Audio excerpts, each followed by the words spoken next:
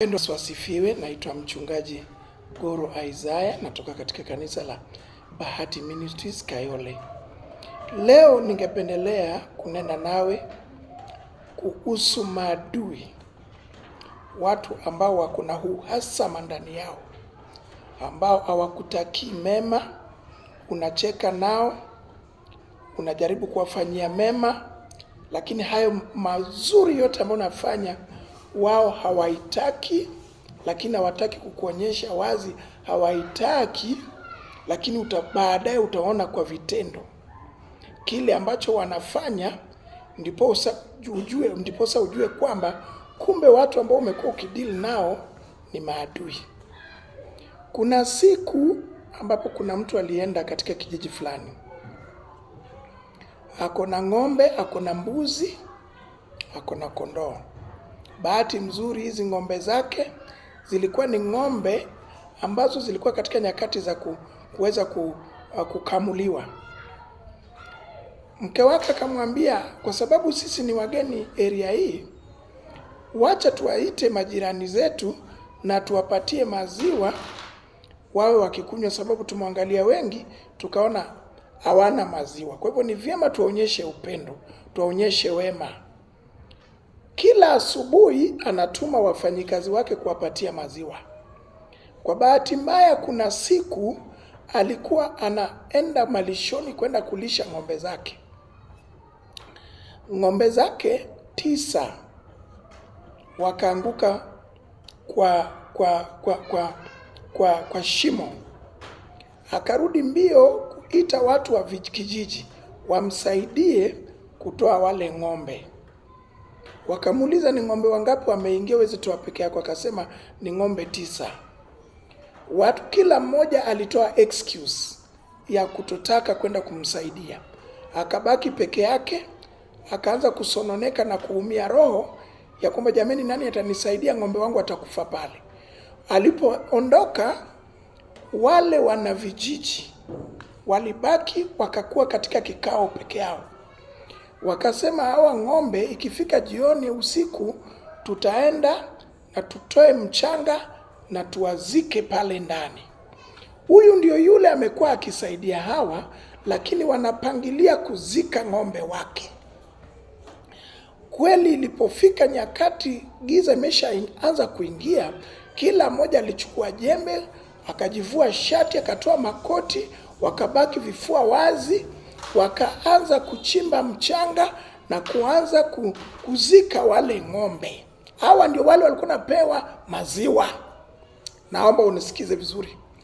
Wakati ambapo hawa ng'ombe walikuwa wanazikwa, kila ng'ombe alikuwa anajaribu kujikung'uta na kutoa yale mchanga. Wanajaribu kuzika, lakini ng'ombe wanakuja juu. Wanajaribu kuzika, ng'ombe wanakuja juu. Wanajaribu kuzika, ng'ombe wanakuja juu. Ghafla bin vu, ng'ombe wakafika pahali wanaweza kutoka. Wakatoka, wakaanza kutoroka, wakarudi kwao. Wale watu wakabaki na mshangao. Ninaleta ujumbe kukwambia hivi mpendwa, kuna watu ambao wanakupangia mabaya hata sasa hivi. Watoto wako wasisome, ndoa yako iharibike, biashara yako irudi chini. Lakini imeandikwa katika Zaburi 35 mstari wa 7 na kwamba walinichimbia shimo ili niangamie, ili nitumbukie. Yaani walichimba shimo ili biashara yako iharibike, ili ndoa yako hata unapokuwa katika hiyo harusi, hiyo ndoa yako isiende kuwa ndoa ya furaha, iwe ni ndoa ya malumbano, iwe ndoa ambao kila siku ni hospitali baada ya hospitali, mnachukua loans, hizi loans zinamalizikia hospitali, gari lako lisiende, iwe ni kila siku ni kwa garage. Walipeketi peke yao pahali kunongonezana ya kwamba ni vipi tutamwangamiza. Bible inasema katika Zaburi 35 mstari wa 7, walinichimbia shimo lakini wao wenyewe watatumbukia. Imeandikwa katika Ayubu, the book of Job 18 verse 8, ya kwamba waliniwekea mitego katika viganja vya miguu yangu. Kuna wengi wamewekewa mpaka shida hata za kansa. Unafikiria ni kansa, kumbe mchoro ilichorwa pahali. Unakuwa katika hiyo shida usiku na mchana, unashindwa kwa nini hii yangu haiendi? Hizi arthritis kwa nini haziendi? Kwa nini malumbano ndani ya hii nyumba haiishi? Kumbe kuna pahali watu walienda wakaketi, wakaona vile mnavyoishi vizuri katika ndoa yako, wakaanza kuchora vile wataiharibu, wakasema tutaweka mtego. Imeandikwa katika Ayubu 18 verse 8 ya kwamba waliweka hizo mitego katika viganja vya miguu. Ninasema leo kunaye simba wa Yuda aliye hai. Imeandikwa katika book of Psalms 40 verse 2 ya kwamba alinivuta akanitoa katika lindi la tope, akaniweka katika mwamba ulo imara, akanifunza wimbo mpya. Wanatamani uwe na wimbo wa kulia. Leo ninatangaza Bwana anakufunza wimbo mpya, wimbo wa ushindi, wimbo wa kuleta afya katika maisha yako. Watoto watasoma, wakatae wakubali. Iwe walienda kwa washirikina, wachawi na waganga, wakavuta nyota yako, wakaiviringa, wakaveka hizo vitu hata mpaka ndani ya bahari. Tunasema ya kwamba hata huko ndani ya bahari Kristo Yesu anaitwa maji ya uzima. Hata kama walizificha wakaziweka mpaka ndani ya misitu, huko ndani ya misitu Kristo Yesu bado anaitwa mti wa uzima. Leo nimeleta neno ambalo ni neno la uzima kwa yule ambaye anaona kwa dakika hii yale anapitia sio sehemu yake, yale anapitia sio sehemu yake. Ninasema katika Isaiah 54 mstari wa 17, Isaiah 54:17, no weapon fashioned against you shall prosper. Pengine ninaongea na mtu ambaye kwa sasa hivi amepitia yale amepitia, anasema ni mazito, anaona ni kama hawezi, anaona ni kama yale amepitia hakika hawezi. Imeandikwa katika Mathayo 15 mstari wa 13 ya kwamba chochote ambacho Bwana hakupanda kitang'olewa. Tunakuja kuyang'oa leo katika jina la Yesu Kristo. Sijui ni mtu anapitia mambo yapi ama mambo gani, wawe walikupangia ya kwamba wewe kwa uzuri na wema ambao umewafanyia wao watakufanyia machafu. Imeandikwa katika Jeremiah 40 verse 4 ya kwamba leo ninatoa nyororo katika mikono yako. Hiyo minyororo imefunga biashara, tunaiambia bye bye. Hiyo minyororo imefunga utumbo wa mama fulani akaitwa majina ambayo sio ya kuheshimika. Tunaye Jehova ambaye atakuheshimisha, ambaye alipatia Sarai mtoto akabeba katika miguu yake. Tunasema huyo Yesu bado yuko kwa uwezo wake Kristo Yesu. Bible inasema katika Proverbs 30 verse 30 ya kwamba cha kwanza yeye ni simba. Imeandikwa katika the book of Revelation 3 verse 8 ya kwamba nishaweka mlango mbele yako, wala kuna mwanadamu awaye yote atakayefunga. Wacha waende nchi gani, wacha waende kwa mganga anaitwa nani, ama aitwa kwa majina gani ya kutisha, sisi simba wetu anatisha, anaitwa simba wa Yuda, ni Yesu Kristo mwana wa Mungu.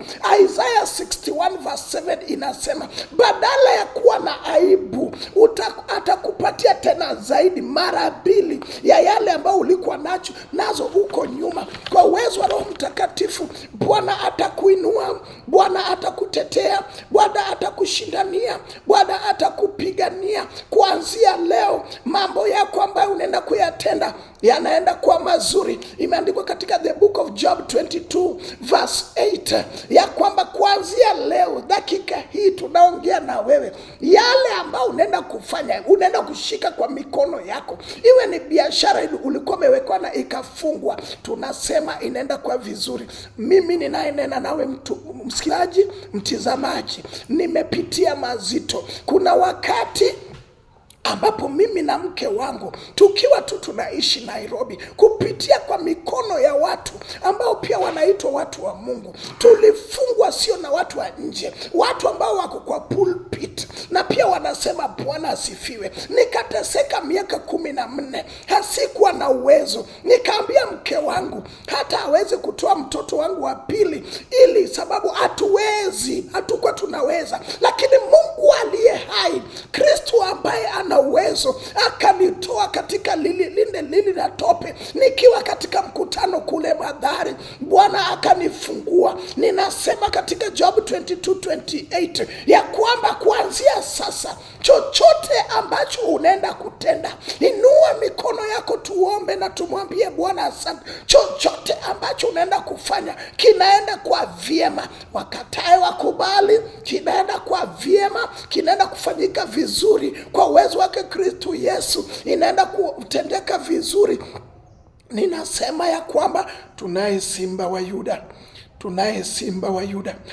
Micah 7 verse 8, ama ninasema Mika 7 mstari wa 8 inasema, adui zangu msinichekelee. Hata hapa nimeanguka, kunaye Mungu bado. Dada yangu, hapo umeanguka katika hiyo shida ya uchochole, ya shida na dhiki, ya magonjwa, ya mateso, kunaye Mungu bado. Atarudisha tumaini pale hapana tumaini. Hata maadui wacheke. Hosea 8 verse 7 inasema ya kwamba Waisraeli wanapanda, na wanapanda yale vitu ama vile vitu ambavyo vinakaa kama hewa. Kuna watu ambao wanapanda hewa. Ndoa akiingia ni kama hewa. Hata akiingia kwa ndoa ameshaogopa tayari. Anasema pengine hii itaribika vile ile iliharibika. Ninaogopa kuwa na jina mbaya, sababu watu washanijua. Hata pengine unatembea pale, watu wananong'onezana, watu wanatupiana macho, wanasema mtoto wako ameoa msichana wa area hii ama kijiji kile, mkataze mara moja haraka. Tunaye simba wa Yuda. Colossians 2:14 inasema aliyavuta yale yote ambayo yaliandikwa. Kama waliandika biashara hiendi, leo tumeleta damu ya Yesu Kristo, hata yavuta. Kama imekuwa ya kwamba ni magonjwa, yule kijana aliyekwama kando ya kidimbwi miaka 38, hiyo ni Yohana 5, alipokutana na simba wa Yuda, Yesu Kristo ambaye habagui, hana ubaguzi, akamwambia, nini nikutendee siku ya leo? Mimi ninasema ni wewe utasema. Ungependelea Kristo akutendee jambo gani? Tunaambia arthritis, kama Bwana anayavuta yote, arthritis inaondoka. Imeandikwa katika Colossians 2:14 alivuta yale yote yaliyoandikwa.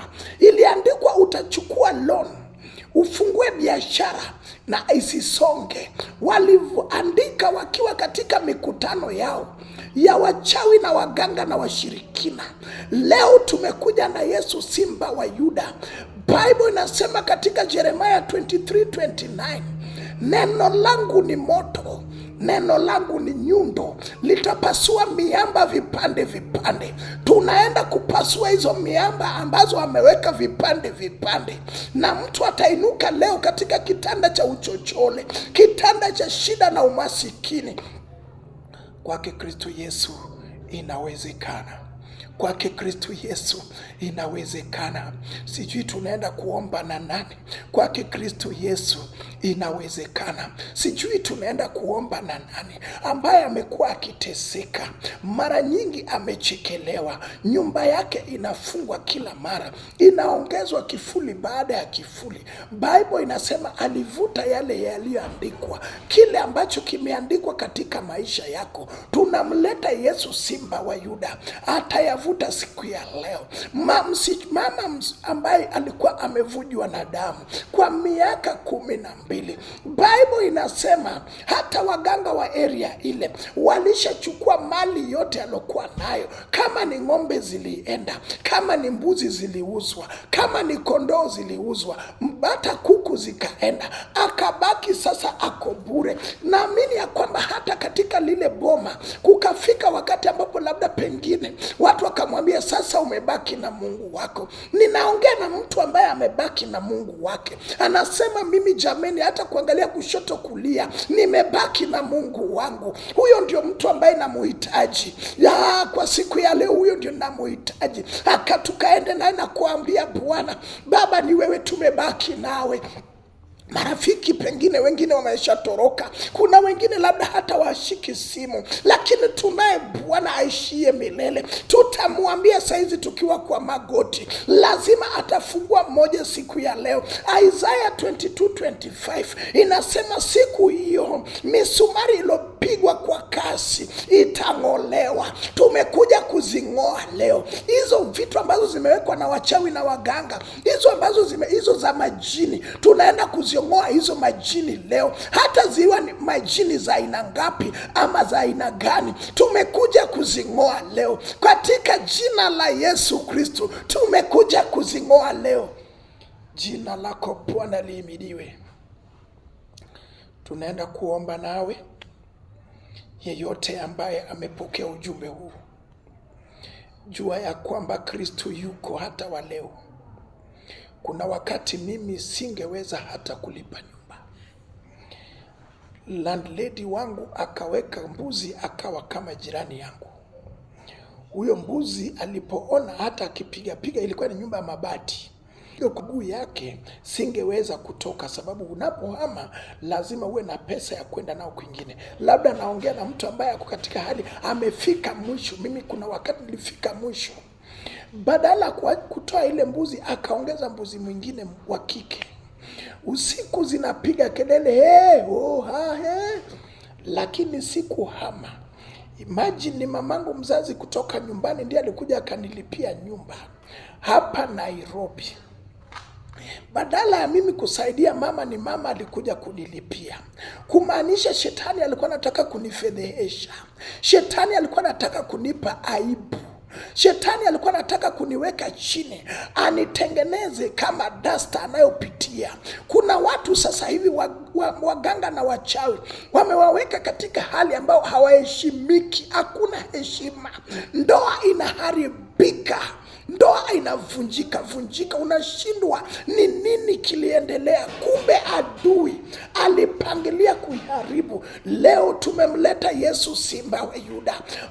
Amesema ya kwamba yeyote aliye na mizigo mizito ayalete kwake, uyalete kwake, atakutwisha ile mizigo, atatoa ile mizigo kwa uwezo wa Roho Mtakatifu. Hiyo mzigo inaenda, hiyo mzigo inaondoka kwa uwezo wa Roho Mtakatifu. Hiyo mzigo inaenda sasa hivi. Tunaenda kuomba nawe. Tunaenda kuomba nawe. Imeandikwa katika the book of Zechariah 4:7 ya kwamba hata kama shida, dhiki za Zerubabeli ni mizito kama milima na ikaenda juu. Kumbuka milima inaonekana na mbali. Pengine shida zako watu wameanza kuziona na wanaziongea. Kuna wengine unaongea nao unafikiria wanacheka nawe, kumbe wanakucheka. Wanacheka sababu watoto wako hata waendi shule, sababu mke wako amekuwa kila mara miscarriages, kila mara unapoteza kazi, kila mara biashara yako inaanguka. Bible inasema katika the book of Zechariah 4:7 ya kwamba hata kama shida za Zerubabeli ni mirefu, ni mizito kama milima, lakini mimi Ebeneza El Gibor Jehova Shalom Yahweh Adonai nitaitandaza iwe kama meza, iwe kama tableland, pahali unaweza kutembea na bila kujikua. Huyo ndio Yesu tumeleta. Ni nani tunaenda kuomba naye? Ni nani atainua mikono tukaombe na yeye? Ni nani atainua mikono tuseme, Bwana niwezeshe jioni ya leo. Bwana, katika jina la Yesu, tizama huyu mama, tizama huyu baba, tizama huyu mtoto mdogo, tizama huyu msichana. Relationships zake zimekuwa zikiharibika. Anajaribu vile anavyoweka hazifui dafu, anajaribu vile anavyoweza hazisongi. Baba, watizame kwa moyo, macho yenye huruma. Pigania watu wako Jehova, shindania watu wako Baba yangu. Pigania huyu mama jemedari Baba, pahali hapana njia, tengeneza njia vile ulitengenezea Waisraeli njia kwenye jangwa, ukawatengenezea njia kwenye bahari, ukawatengenezea njia pahali tumaini liko meshaisha. Wakiangalia nyuma wanaona Farao, wakiangalia mbele wanaona bahari, wakiangalia kushoto wanaona milima, wakiangalia kulia wanaona misitu. Hapo Baba ndio ulitengeneza njia. Tengenezea huyu mama njia, shindania watu wako Baba yangu, pigania watu wako Mungu wangu, waonekanie Ebeneza.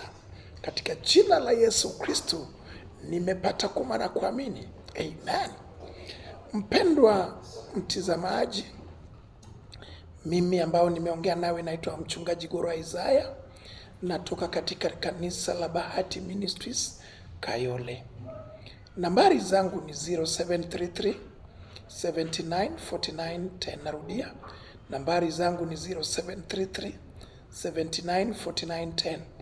Namba yangu nyingine ni 0707 705376. Narudia, namba yangu nyingine ni 0707 705376. Mungu wetu mwenye rehema, Mungu wetu mwenye utukufu, Mungu wetu mwenye ushindi akuinue leo, akutetee leo, akushindanie, akupiganie, akutetee, akutoe katika hali ya uchochole, akuweke juu ya mwamba ulio imara. Katika jina la Yesu Kristo nimepata kumara kuamini. Umesikiaje? Iko sawa? Ya kwanza nayo. Niko powerful sana.